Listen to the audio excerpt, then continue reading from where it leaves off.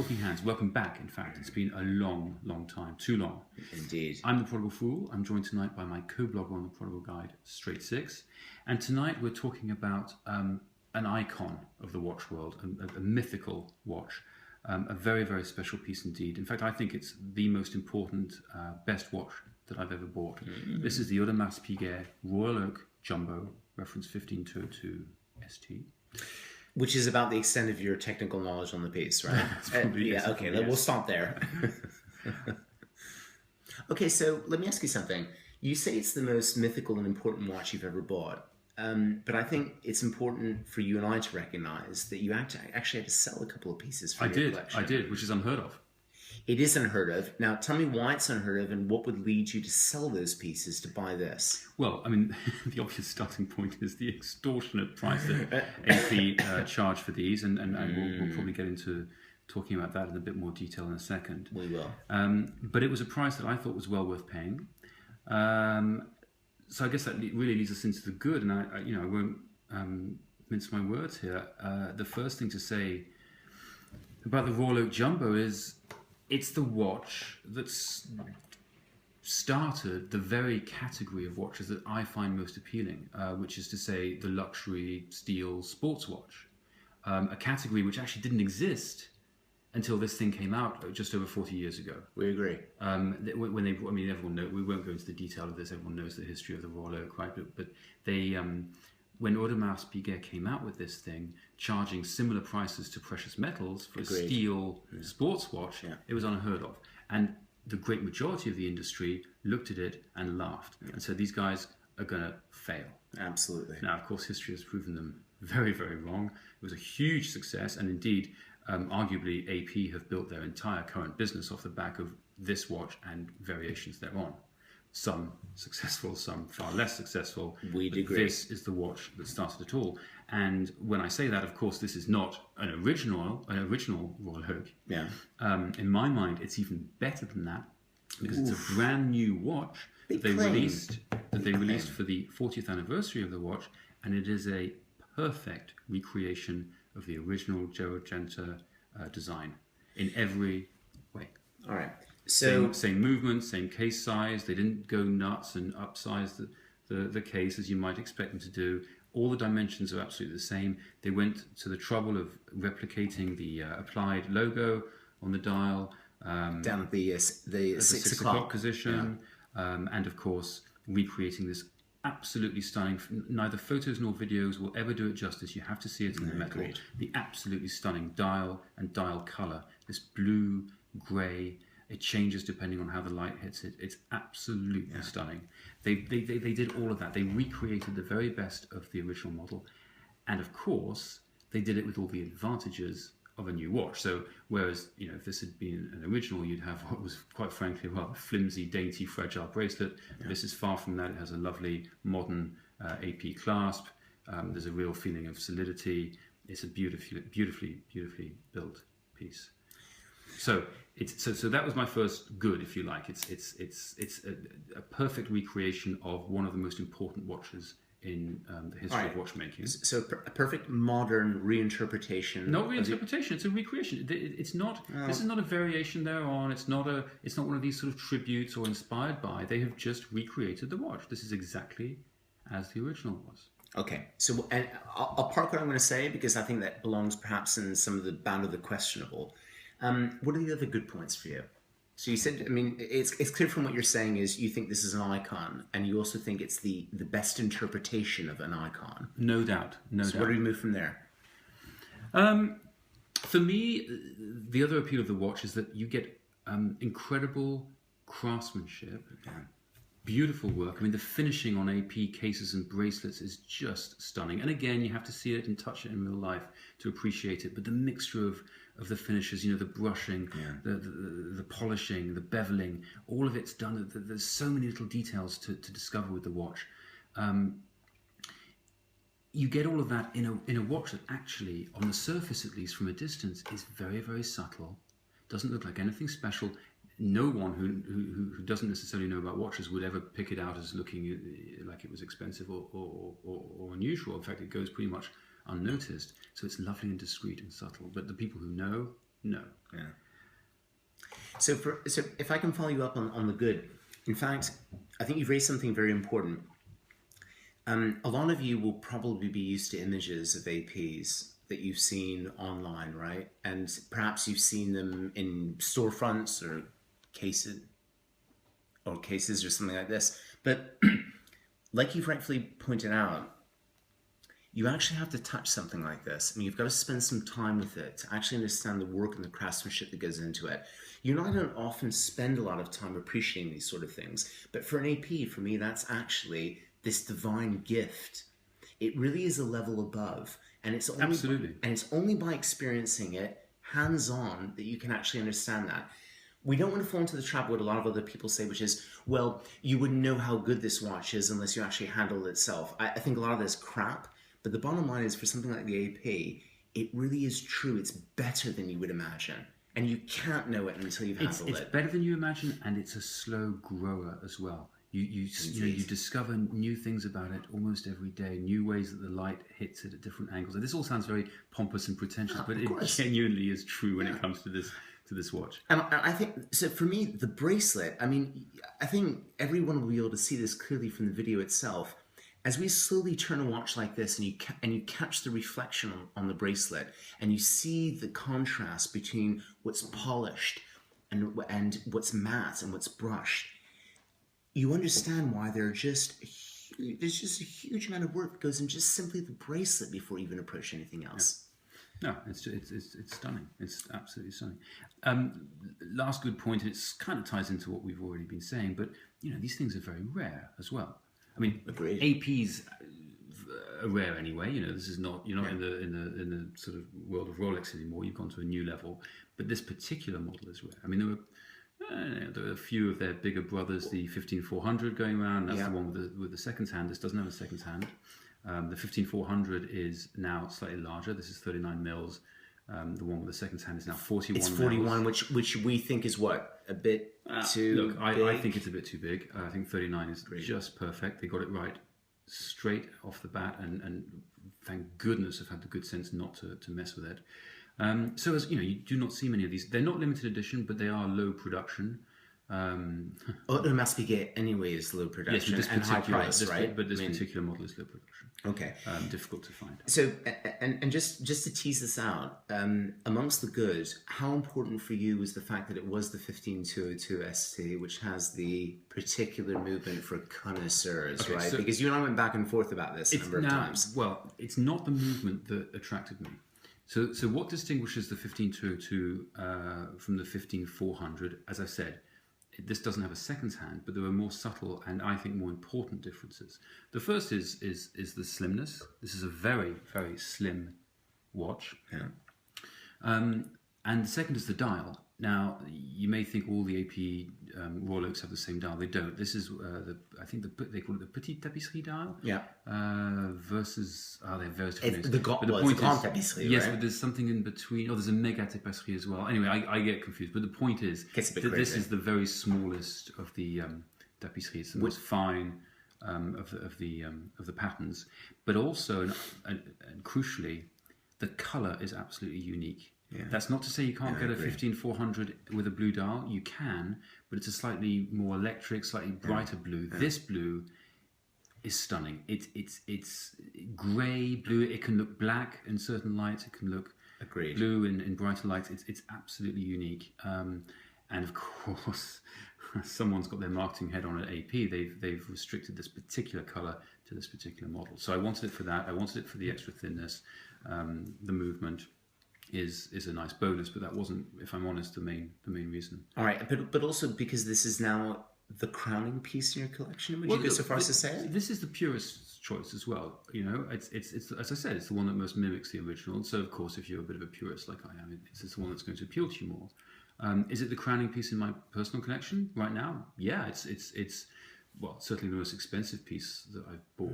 Which doesn't necessarily agreed. Right? But it's also in terms of the historical significance of the model and the craftsmanship that goes into it, the detailing, etc. It's far and away beyond anything else I've got.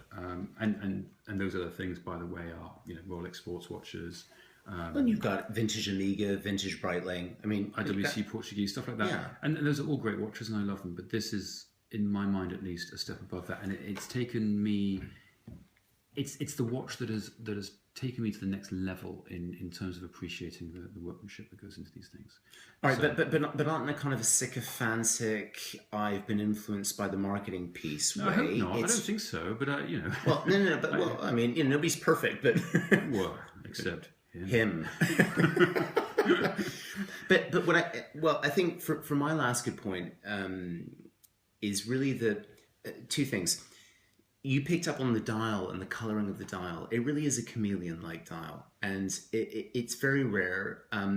The dial of a watch is really its soul. When you look at it, and whether you're transfixed or not, whether you're taken by it, whether you're pulled in by it, is extremely important.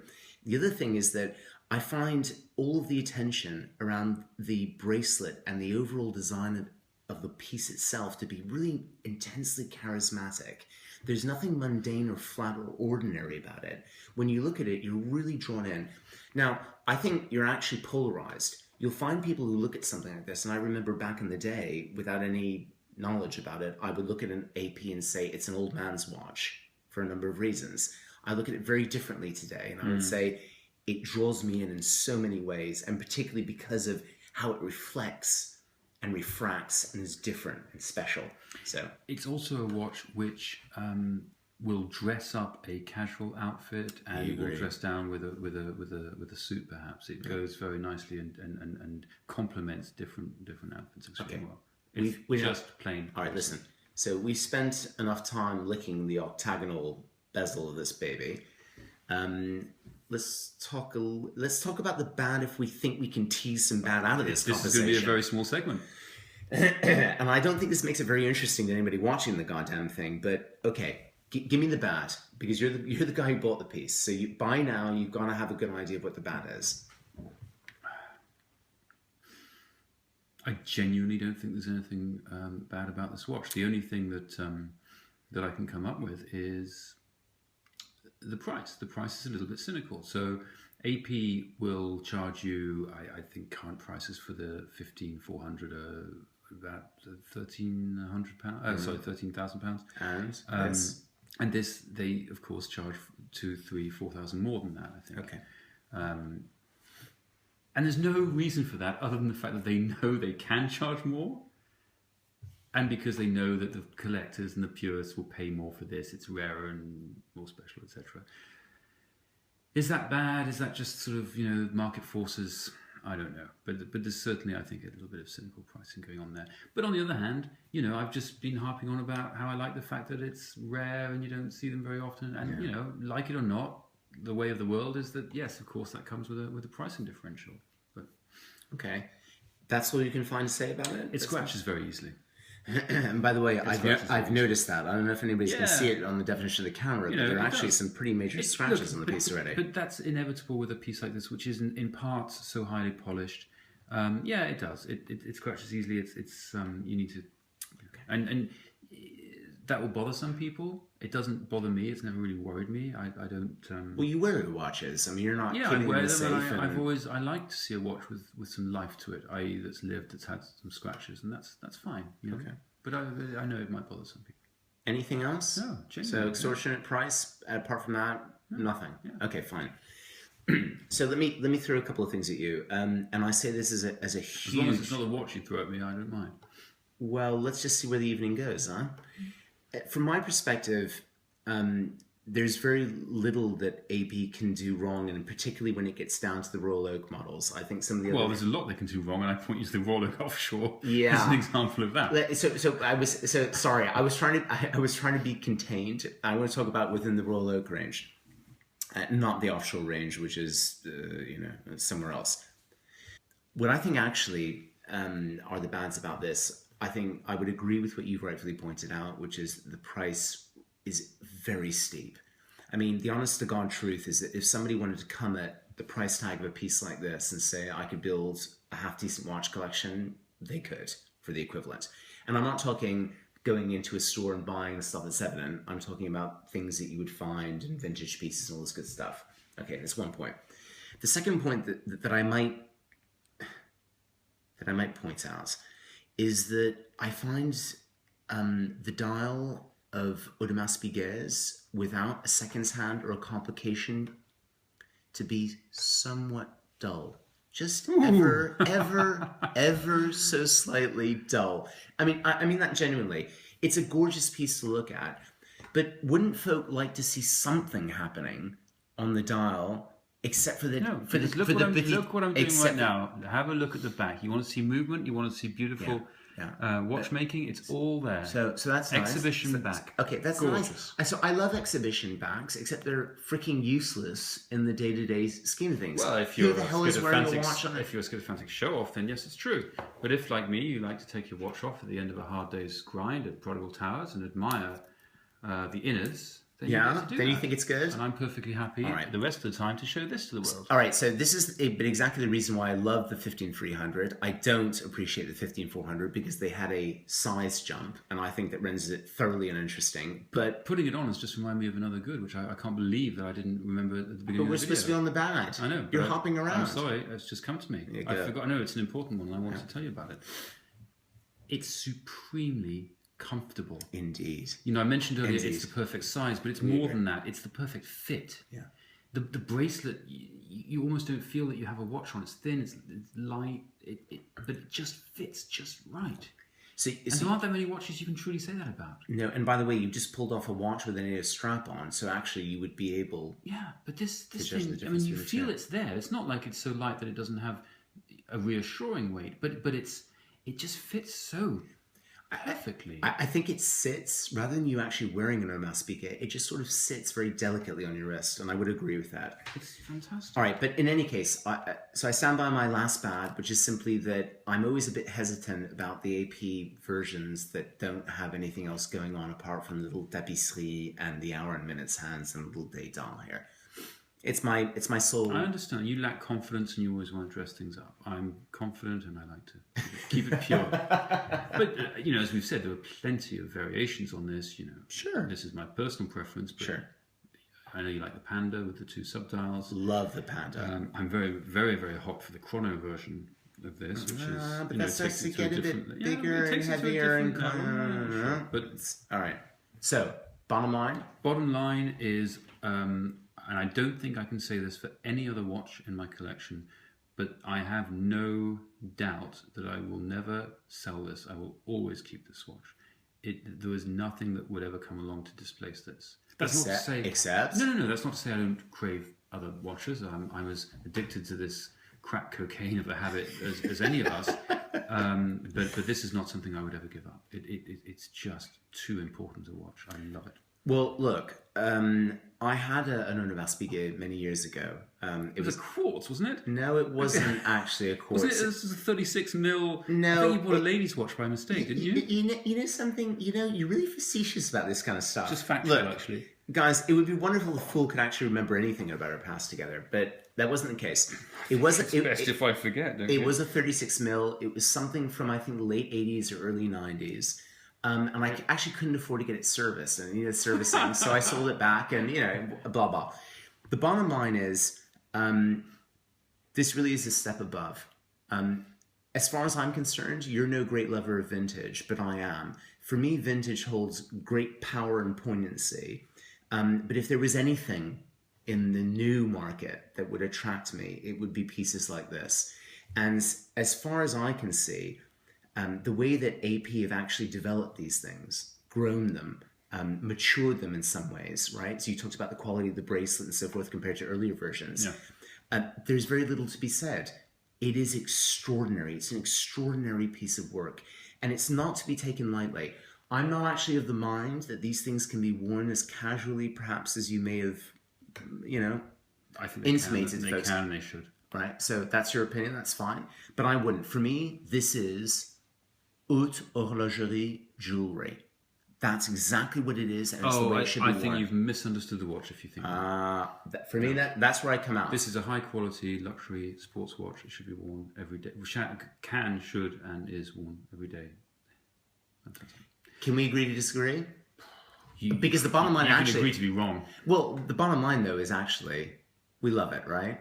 We actually really genuinely love the piece. There is one other small issue. Ah. Our friend Alex Doak, I don't know if you even know this, he just bought himself a Royal Oak as well. I saw that on Twitter. But which the line? 15400. Okay. And of course he's delighted, as he should be. He's made a fantastic choice. Lucky dog. Lucky dog. As journalists are all overpaid. But I tweeted to him, I said, the only problem with this watch, and you'll discover it, is that once you've had one of these on your wrist, everything else starts to feel a little bit inadequate, not quite as special as it used to. Yeah. You know, when I put on my GMT Master 2 or anything else, it just doesn't feel as special as something like this anymore. And so watch collecting, we've heard this from a lot of people, and I've always kind of tried to ignore it, about how it's a sort of, you keep stepping up, and this does feel like a step up, and it has made me look differently on things supposedly below it, if you know what I mean. Okay. So it does make the next watch purchase more challenging, but hey, that's the awful addiction we've all signed up for, isn't it? I think so. You know that from my experiences with stuff like the Steinhardt, I've often tried to venture downwards again. Those guys who make the replica watches, aren't they? No, those are your words, not mine. In any case, Bangkok Backstreet. Listen. You know what? If this weren't a public show, there'd be some slapping going on. Anyway, I think it's always good. It's always good to stretch yourself and to test that theory. But I totally understand, and indeed, just in the course of filming this thing and then touching it repeatedly, it's a spoiler effect.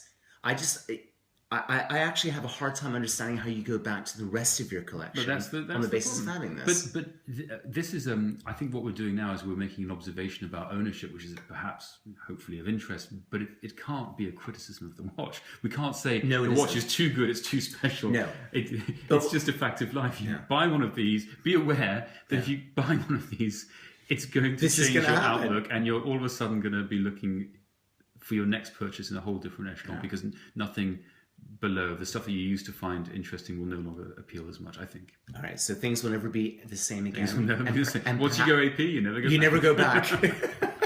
Perhaps that's an appropriate place to end the piece. Indeed, then, right? So indeed. I think, by the way, the bottom line is, you and I, as you said, perhaps boring, but we both agree, this is something that we would unanimously recommend to anybody who's got the scratch to get together, right? You cannot go wrong with this, or the 15400. Better still, like our friend El Guapo, get the 15300, which was the previous gen with the second gen, which is still $39. Perfect. But yeah, I mean, they're just stunning. So yeah, guys, no higher recommendation from me. Yeah, and hand on heart, I don't really have too much to say other than I'd like it to be a little bit more interesting, to be some movement going on. But other than that, it gets my wholehearted recommendation too. Tune in next time. Cheers, guys. Oh, by the way, don't look too hard at the fool's empty water glass and my full wine glass. Hopefully next time I'll be drinking. We'll certainly still be talking watches. In the meantime, wear your watches in very good health. In good health, guys. Take care.